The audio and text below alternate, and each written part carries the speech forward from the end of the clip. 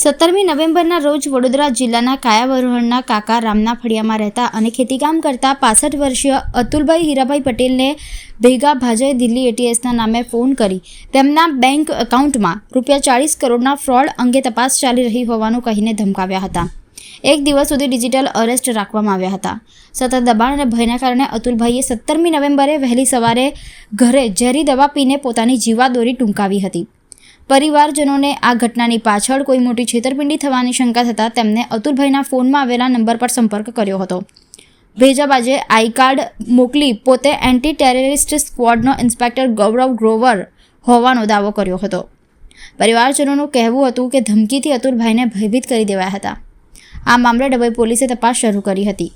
પોલીસે સુરતથી 2 આરોપીઓ નિકુંજ પાનસેરિયા તથા હેનિલ પાનસેરિયાની ધરપકડ કરી કાયદેસરની કાર્યવાહી હાથ ધરી હતી. 18 નવેમ્બરની રોજ ડભોઈ પોલીસ સ્ટેશનની અંદર એક એક્સિડેન્ટલ ડેથનું કેસ રજીસ્ટર થયું હતું, જેના પ્રમાણે એક મરણ જનાર દ્વારા દવા પીને પોતાની જાન લેવામાં આવી હતી. આ કેસ બાબતે પોલીસ દ્વારા મરણ જનારનું મોબાઈલ ફોન ફોરેન્સિક સાયન્સ લેબની અંદર મોકલતા તેનાથી પોલીસે ઘણી બધી માહિતી મળી છે અને ફોન નંબર્સ મળ્યા છે અને બીજા મેસેજીસ મળ્યા છે, જેનાથી આ પ્રસ્થાપિત થાય છે કે આ ડિજિટલ અરેસ્ટના કારણવશ અને એના કારણે આ મરણ જનાર દ્વારા આ સુસાઇડ કરવામાં આવ્યું હતું. આ ટ્રેલને શોધતા પોલીસ પાસે એક જે આરોપી દ્વારા નંબરથી સંપર્ક કરવામાં આવ્યો છે તે નંબર હાલ કંબોડિયાની અંદર એક્ટિવ છે અને કંબોડિયાના સાયબર ક્રાઇમના ગેંગ્સ આની અંદર આ કાર્યવાહી કરવાનું પ્રાથમિક દૃષ્ટિએ ફલિત થાય છે.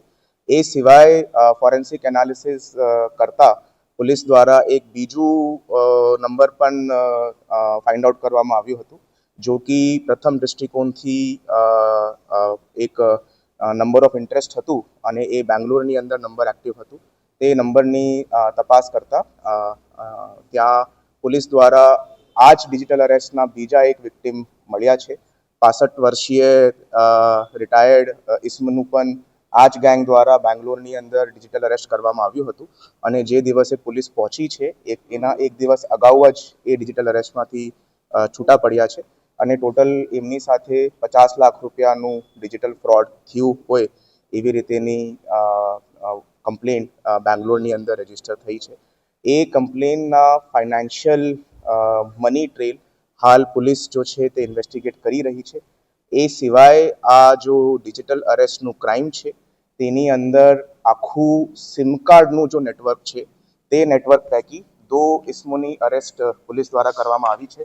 એ બંને કઝિન બ્રધર્સ થાય છે, જેની અંદર આરોપી નંબર 1 નિકુંજભાઈ નરેશભાઈ પાનશેરિયા અને આરોપી નંબર 2 હેનિલભાઈ ભાવેશભાઈ પાનશોરિયા.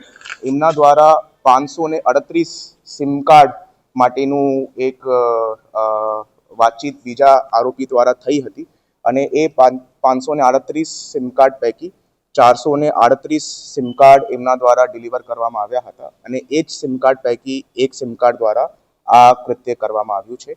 બીજા નામ તપાસની અંદર પોલીસ દ્વારા શોધખોળ કરવામાં આવ્યા છે, બીજા નામ ખોલવામાં આવ્યા છે. તે આરોપીની શોધખોળ હાલ ચાલુ છે અને જે અક્યુઝડ આઉટ ઓફ કન્ટ્રી છે તે તમામના લુકઆઉટ સર્ક્યુલર આ ઓફિસ દ્વારા તાત્કાલિક ધોરણથી ઇસ્યુ કરવામાં આવ્યા છે. હા, સો 100% that investigation is ongoing અને એની સાથે પોલીસ એક્ટિવલી આ સિમબોક્સની તપાસ પણ કરી રહી છે. આ સિમબોક્સ કઈ જગ્યાએ એક્ટિવેટ થયો છે અને કયા IMEI નંબર ઉપરથી આ સિમબોક્સ રન થાય છે તે બાબતની ઇન્વેસ્ટિગેશન પણ પોલીસ ચાલી છે.